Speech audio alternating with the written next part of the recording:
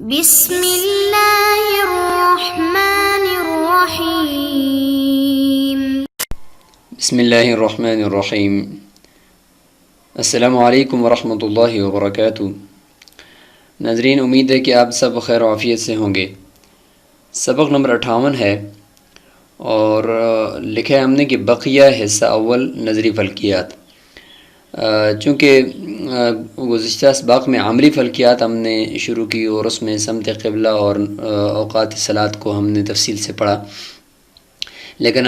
درمیان میں جو رؤیت ہلال یعنی چاند کی جو پروسیس ہے وہ سارا اس کی معلومات اور اس کے دیکھنے کا جو طریقہ کار ہے وہ، چونکہ اس میں کوئی خاص کلیات تو استعمال نہیں ہوتے، بس صرف کچھ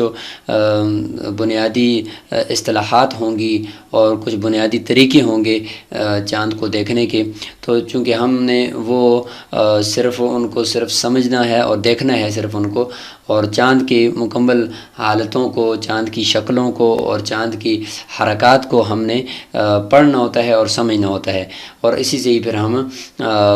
چاند دیکھنے کے متعلق ساری تفصیلات بتا رہے ہوتے ہیں۔ باقی اس کے لیے کوئی خاص ایسا وہ نہیں ہے کہ ہم یعنی کوئی کلیہ حل کر کے آپ کو بتائیں کہ بھئی چاند اس جگہ پہ ہوگا، بلکہ اس کے لیے وہی السمت استعمال ہوتی ہے، یعنی سورج کی السمت بھی دیکھتے ہیں اور ساتھ جو ہے وہ چاند کی السمت یعنی شمال سے بطرف مشرق ناپے جانے والے درجات دیکھتے ہیں کہ کہاں پہ سورج غروب ہوگا اور اس کے بعد چاند کتنی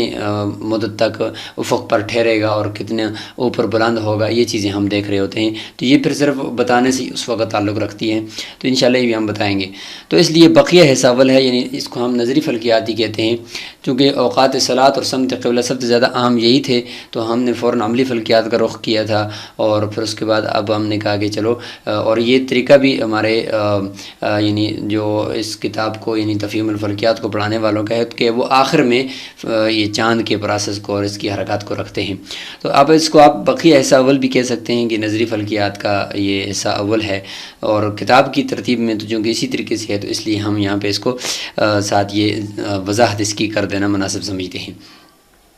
تو سبق نمبر 58 میں ہم آج چاند سے متعلق کچھ تفصیلات پڑھیں گے اور اس کی کچھ شکلیں دیکھیں گے، اس کی کچھ مزید اس کے جو تحقیق ہے اس کی سطح کے اوپر وہ ہم دیکھیں گے۔ تو ناظرین، چاندوں سے متعلق جو ہے یہ بات واضح ہے کہ حیت قدیمہ یعنی قدیم فلکیات کے اندر تو یہی کہا جاتا تھا کہ یہ ایک ہی جو چاند ہمیں نظر آ رہا ہے، بس صرف یہی ایک ہے، لیکن اب جو جدید نظام شمسی ہے، حیت جدیدہ ہے، اس میں سائنسدانوں نے جو ثابت کیا ہے کہ وہ 165 سے زیادہ چاند صرف ہمارے نظام شمسی میں ہیں، یعنی ہمارے نظام شمسی میں زمین کے گرد ایک چاند چکر لگا رہا ہے، اس کے علاوہ باقی جو سیارے ہیں، مریخ ہے، مشتری، ان میں سے ہر ایک کے اپنے الگ الگ چاند ہیں، اور بعض سیاروں کے گرد تو بہت سارے چاند بھی گردش کرتے ہیں، چکر لگاتے ہیں۔ ہمیں یہ جو رات کو ستارے نظر آتے ہیں، تو یہ ستارے بھی جو ہے یہ حقیقت میں ایک بہت بڑا خاندان ہوتا ہے، جس کے اندر یہ ان کے گرد ان کے سیارے ہوتے ہیں، اور جو ہے سیاروں کے گرد جو چکر لگانے والی کا جرم سماوی ہوتا ہے اس کو چاند کہتے ہیں۔ نظام شمسی میں چاندوں کی تعداد 165 سے بھی اوپر ہے۔ چاند کی سطح یعنی جو ہمیں نظر آ رہا ہے چاند، اس میں اگر آپ دیکھیں تو اس میں کچھ دھبے سے آپ کو نظر آئیں گے، تو یہ دھبے جو ہیں یہ بے شمار پہاڑ، پست و گہرائی، یعنی اس میں جگہیں ایسی ہیں جو بہت گہری جگہیں ہیں اور وسیع میدان ہیں، اور تقریباً آتش فشاں پہاڑ جس طرح اگر کہیں سے وہ ابلتا ہے، پھٹتا ہے، تو اس وقت جو وہاں پہ گڑھے پڑتے ہیں، اس گڑھے کی مانند تقریباً 60,000 سے زیادہ گڑھے جو ہیں وہ آسمان پر موجود ہیں، آسمان کے یعنی چاند کے اوپر یہ موجود ہیں، اور اس وجہ سے ہمیں یہ دور سے اس میں دھبے نظر آتے ہیں۔ اور اس کے جو چہرے کے داغ ہوتے ہیں، یعنی چاند کے جو چہرے کے داغ ہیں، وہ بھی اس کی بنیادی وجہ بھی یہی ہے۔ ایک تو یہ ہے کہ اس کے اندر یہ پہاڑ اور ٹیلے ہوتے ہیں، تو اب پہاڑ اور ٹیلے تو ہیں، لیکن اس کی وجہ سے جو اس کے سائے بنتے ہیں، وہ سائے بہت زیادہ یعنی سیاہ ہوتا ہے، اور اس سائے والی جگہ میں بالکل روشنی نہیں ہوتی، اور ٹیلوں کے اوپر اگر آپ کو روشنی ملے گی، لیکن جہاں پہ ٹیلوں کا گڑھا مطلب ہوگا یا اس کی جو سایہ بنے گا، اس میں بالکل روشنی نہیں ہوتی. اس کی بنیادی وجہ یہ ہے کہ زمین پر دیکھیں اگر کسی پہاڑ کا سایہ ہوتا ہے لیکن اس سائے کی جگہ پہ بھی کافی روشنی ہوتی ہے، لیکن چاند پر سائے کی جگہ پہ بالکل اندھیرا ہوتا ہے. اس کی بنیادی وجہ یہ ہے کہ چونکہ زمین پر ہوا ہے اور اس کی وجہ سے ذرات ہوا میں پھیلے ہوئے ہیں، وہ ذرات چھوٹے چھوٹے آئینوں کا کام دیتے ہیں اور ان آئینوں سے روشنی منعکس ہوتی ہے، اس لیے ہمیں سائے میں بھی کافی روشنی نظر آتی ہے. لیکن چونکہ چاند پر نہ ہوا ہے، نہ پانی ہے، نہ زندگی کچھ آثار ہیں، اس لیے وہاں پر جب یہ چیزیں نہیں ہیں تو وہاں پہ ذرات بھی فضا کے اندر نہیں ہیں جو روشنی کا کام دے. اس لیے جو وہاں پہ سایہ ہوگا وہ بالکل اندھیرا ہوگا اس سائے والی جگہ میں، اور بالکل وہاں پہ روشنی نہیں ہوگی. ایک تو یہ سبب ہوتا ہے وہاں پہ جو ہمیں داغ نظر آ رہے ہیں چاند کی سطح پر، اور دوسرا جو ہے وہاں پہ وسیع میدان ہیں اور اس میں ایک آتش فشانی مادہ پھیلا ہوا ہے، اور وہ مادہ چونکہ سیاہ ہوتا ہے اس لیے اس میں روشنی منعکس ہوتی نہیں ہے، اس لیے ہمیں یہ بالکل سیاہ سیاہ قسم کے داغ نظر آتے ہیں. اب یہ دیکھیں آپ کے سامنے چاند کی جب پوری جو اس کی شیپ ہے وہ آپ کے سامنے ہے اور اس کا پورا کرہ. اب دیکھیں اس میں سفید جو حصہ ہے وہ بالکل سفید ہے اور جو سیاہ حصہ ہے وہ بالکل سیاہ نظر آ رہا ہے، اس میں یعنی روشنی ہے ہی نہیں ہے. تو یہ گڑھے ہیں بڑے بڑے اس میں، اور بڑے بڑے اس میں وسیع میدان ہیں اور ان کے سائے ہیں، جس کی وجہ سے وہ سائے کی جگہ بالکل وہ ہمیں سیاہ نظر آ رہی ہے اور تاریک نظر آ رہی ہے. یہ قریب سے چاند کے اوپر یہ تصویر لی گئی ہے. اب آپ اس میں دیکھیں کہ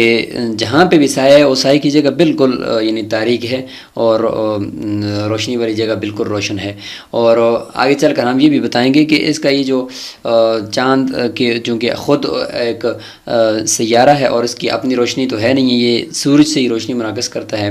تو اس کا یہ جو سورج جس جگہ پہ لگتا ہے یہ جگہ انتہائی گرم ہوتی ہے، اور اس کی بیک سائڈ جہاں پہ سورج نہیں لگتا اور وہاں پہ سورج کی شعاعیں نہیں پہنچتی وہ انتہائی سرد ترین علاقہ ہوتا ہے اس کا. اب یہ دیکھیں یہ گڑھا ایک ہے، اس کے اوپر اندر جو ہے بالکل قریب سے تصویر دی ہوئی ہے. تو ابھی جو گڑھے ہیں ان کے دیکھیں بالکل سیاہ ہیں اور ان میں روشنی جو ہے وہ بالکل منعکس ہوتی ہی نہیں ہے. یہ دیکھیں چاند کے اوپر سے زمین کی تصویر آپ کو نظر آ رہی ہے، چونکہ چاند جو ہے 49 چاند اگر ایک کیے جائیں تو مل کر زمین بنتی ہے، یعنی زمین جو ہے وہ بڑی ہے اور تقریباً چاند جو ہے وہ اس کے 49واں حصہ ہے. ایک چاند زمین کا 49واں حصہ ہے. اس لیے زمین اگر چاند کے اوپر بھی کوئی ہو تو اس کو زمین بھی اسی طریقے سے نظر آتی ہے جس طریقے سے ہمیں چاند نظر آتا ہے، یعنی کبھی ربع نظر آتا ہے، کبھی نصف نظر آتا ہے، کبھی مکمل نظر آتا ہے. تو زمین بھی جب وہاں پہ مکمل یعنی بدری حالت میں زمین ہوتی ہے تو چاند پہ اگر کوئی بندہ ہو تو وہاں پہ وہ دیکھے تو وہ اس کو جس طریقے سے ہمیں چاند اگرچہ ہمیں چھوٹا نظر آتا ہے تو چاند کے اوپر رہنے والے کو یعنی زمین جو ہے وہ انتہائی بڑا بدر کی شکل میں، ایک انتہائی بڑا گول دائرے کی شکل میں وہ نظر آتی ہے اور اتنی روشن ہوتی ہے کہ چاند پہ بیٹھ کر کوئی بندہ اسی زمین کی منعکس روشنی کی وجہ سے وہ چھوٹے چھوٹے حروف بھی کتاب کے دیکھ سکتا ہے اور وہ آسانی کے ساتھ رات کو بیٹھ کر مطالعہ کر سکتا ہے اس روشنی میں. یعنی اتنی زیادہ زمین روشن ہوتی ہے. اور دوسرا ایک زمین کے جو اندر جو ٹیلے ہیں، پہاڑ ہیں، ان کی وجہ سے جو سائے بنتے ہیں وہ ان سائے کے اندر بھی چونکہ دن کے وقت ٹھیک ٹھاک روشنی موجود ہوتی ہے اس لیے زمین جو ہے وہ بالکل روشن ہوتی ہے. یعنی چاند کی طرح نہیں ہوتی کہ اس میں داغ دھبے ہوں، جب وہ روشن ہوتی ہے تو بالکل مکمل روشنی دیتی ہے. اب آتے ہیں چاند کی حرکات کی طرف کہ چاند کی حرکات کتنی ہیں. تو یاد رکھیں چاند محوری حرکت بھی کرتا ہے، یعنی اپنے محور کے اپنے گرد بھی گھومتا ہے اور ساتھ ساتھ جو ہے وہ مداری حرکت بھی کرتا ہے، یعنی زمین کے گرد بھی گھومتا ہے. تو محوری حرکت اور مداری حرکت میں فرق ہے یا نہیں؟ جس طریقے سے زمین محوری حرکت کرتی ہے تو 24 گھنٹے پورے ہوتے ہیں اور مداری حرکت کرتی ہے تو 360 دنوں میں وہ پورا کرتی ہے سورج کے گرد. تو محوری حرکت چاند کی اور مداری حرکت چاند کی کیا یہ ایک طرح کی ہے یا اس میں کوئی فرق ہے؟ تو یہاں پر یہ بات واضح کر دینی چاہیے کہ محوری حرکت بھی چاند کی اور مداری حرکت بالکل بالکل ایک ہی ہے، یعنی جس طریقے سے اپنے محور پر 27 دن 7 گھنٹے اور 34 منٹ میں چاند چکر پورا کرتا ہے، تو اتنی یعنی آہستہ اپنے گرد بھی گھومتا ہے، اسی طریقے سے وہ اپنے مدار کے گرد یعنی زمین کے گرد بھی وہ اپنے مدار میں 27 دن 7 گھنٹے اور 34 منٹ میں اپنا جو چکر ہے وہ پورا کرتا ہے۔ اور ہر روز سورج جو ہے چاند جو ہے وہ سورج سے کافی دیر کے بعد پھر یعنی پہلے دن جب ہمیں نظر آتا ہے تو اس وقت تو تقریباً 1 گھنٹے بعد یا 40 منٹ بعد سورج کے چاند بھی غروب ہو جاتا ہے مغرب میں، لیکن آہستہ آہستہ جب چاند جو بڑا ہوتا ہے تو وہ مشرق کی طرف سورج سے دور ہوتا جاتا ہے، مشرق کی طرف چلا جاتا ہے، مغرب سے دور ہوتا جاتا ہے۔ 51 منٹ روزانہ 51 منٹ جو ہے چاند مشرق کی طرف جاتا ہے۔ اور آپ دیکھیں تو بدر کی حالت میں جب چاند بالکل ایک روٹی کی طرح ہوتا ہے اور بالکل گول ہوتا ہے، اس وقت وہ ہمیں مشرق میں نظر آ رہا ہوتا ہے۔ تو اس طریقے سے چاند جو ہے وہ روزانہ تھوڑا تھوڑا مشرق کی طرف دور ہوتا رہتا ہے اور 13.25 درجے وہ روزانہ طے کرتا ہے، 13.25 درجے۔ اسی طریقے سے وہ جب حرکت کرتا ہے تو ساتھ ساتھ جو ہے وہ اپنے محور پر بھی ہلکا ہلکا حرکت کر رہا ہوتا ہے۔ ایسا نہیں ہے کہ وہ چاند ایک ہی جگہ پہ ہو اور زمین کے گرد چکر لگائے تو پھر تو اس کے ہمیں چاروں کونے نظر آنے چاہیے، اس کے چاروں اطراف نظر آنے چاہیے، لیکن چاند جو ہے وہ ساتھ ساتھ جس طریقے سے مشرق کی طرف دور ہوتا ہے تو اس طریقے سے خود بھی ہلکا ہلکا گولائی کی شکل میں اپنے محور پر گھومتا ہے، لیکن اس گھومنے کی وجہ سے ہمیں اس کا دوسرا جو حصہ ہے، جو تاریک حصہ ہے، وہ ہمیں نظر نہیں آتا، اس لیے کہ جب چاند ہمارے مشرق میں پہنچ جاتا ہے تو اس وقت وہ کافی اتنی حرکت بھی کر چکا ہوتا ہے، جس کی وجہ سے اس کا روشن حصہ ہمارے سامنے ہی رہتا ہے اور تاریک حصہ وہ پھر بھی پیچھے ہی رہتا ہے جو ہمیں نظر نہیں آتا۔ آگے چل کر ہم اس کی مزید بھی وضاحت کریں گے۔ اچھا، اب یہاں پر یہ اشکال ہوتا ہے کہ 27 دن 7 گھنٹے اور 34 منٹ میں چاند جو ہے وہ اپنی محوری اور مداری حرکت پوری کرتا ہے، جبکہ اسلامی مہینے کا تعلق چاند کے ساتھ ہے اور اسلامی مہینہ تو 29 کا ہوتا ہے کم از کم اور زیادہ سے زیادہ 30 کا ہوتا ہے، 27 دن کا ہونا چاہیے پھر، کیونکہ چاند کی جو چکر ہے زمین کی وہ 27 دن میں پورا ہو جاتا ہے، تو پھر اسلامی مہینہ بھی 27 دن کا ہونا چاہیے۔ یہ اشکال ہے۔ اچھا، یہ اشکال کس وجہ سے پیدا ہوا؟ یہ چاند کی جب ہم نے حرکت کا اندازہ لگایا اس سے ہمیں پیدا ہوا، لیکن اس کے ساتھ ہم مزید اس کی وضاحت اگر کر دیں تو یہ اشکال بھی دور ہو جائے گا۔ وہ اس طریقے سے کہ دیکھیں، یہ یہاں پر اگر ہم زمین کا نقشہ بنائیں، یہاں پر دیکھیں اگر ہم زمین کا نقشہ بنائیں، یہ زمین ہے، اگر اس کو مزید ہم اس کو تھوڑا ہم چھوٹا کر دیتے ہیں تاکہ اس کے ارد گرد چاند کی حرکت جو ہے وہ واضح سمجھ میں آ جائے۔ یہ زمین ہے، ٹھیک ہے، اور مغرب کی طرف سے چاند ہمیں تھوڑا سا مثلا یہاں پہ نظر آیا تھا، پھر اس کے بعد آہستہ آہستہ چاند جوں بڑا ہوتا گیا موٹا ہوتا گیا اور وہ اس طریقے سے دور ہوتا گیا، یعنی ہر دن جو ہے وہ 13.25 درجے طے کر کے 51 منٹ کا فرق لگاتے مشرق کی طرف چلتا گیا، تو یہ اس طریقے سے چاند جو ہے وہ حرکت کرتا ہے۔ تو یہاں پہ پہنچا ہمارے مشرق میں تو یہ بالکل گول ہو گیا تھا، پھر اس کے بعد چاند یہاں سے جائے گا، پھر واپس پھر ہلکا ہلکا چھوٹا ہوگا، اس طریقے سے کرتے پھر یہاں سے جا کر دوبارہ غروب ہو جائے گا۔ تو یہ جو چاند نے اپنا چکر پورا کیا زمین کے گرد، تو اس کے ساتھ ساتھ چونکہ یہ زمین آگے کو چکر بھی لگا رہی ہے نا سورج کے گرد، یہاں پہ اگر سورج فرض کیا جائے تو یہ زمین سورج کے گرد اس طریقے سے چکر بھی کاٹ رہی ہے، تو یہ چاند اس کے گرد چکر کاٹ رہا ہے اور زمین جو ہے وہ اس چاند سمیت سورج کے گرد چکر کاٹ رہی ہے۔ تو اب دیکھیں 27 دنوں میں جب چاند یہاں سے ایسے آیا اور یہاں سے ایسے آ کر اس نے اپنا چکر پورا کیا نا، تو اتنے دنوں میں یہ زمین بھی 27 دنوں میں کافی آگے چلی گئی ہوگی۔ جب زمین کافی آگے چلی گئی ہوگی تو اس کی وجہ سے